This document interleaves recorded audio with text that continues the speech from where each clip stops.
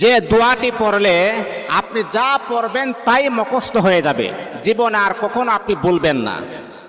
আপনি যা পড়বেন তাই আপনার নলেজের ভিতরে ফিট হয়ে যাবে, আপনি কখনো বলার চেষ্টা করলে বলতে পারবেন না।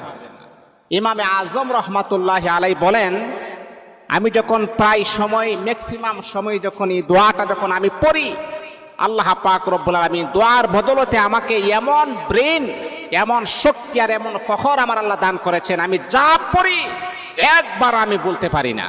দোয়াটি হচ্ছে আল্লাহুম্মা ইন্না নাস্তাঈনুকা আলা তাআতিক। এই দোয়াটা পড়বেন। আপনার সন্তানের স্মরণ শক্তি খুবই দুর্বল, কম, তাহলে মা বোনদেরকে আমি দৃষ্টি আকর্ষণ করে বলি, বাবাদেরকে বলি, আপনার সন্তানকে দোয়াটা 7 বার পরে মাথার মাঝে আপনি ফু দেন, অথবা 1 গ্লাস পানির মাঝে ফু দিয়ে বলেন পানিটা খাবার জন্যে। দেখবেন আল্লাহ পাক রব্বুল আলামিন আপনার সন্তানের মেধা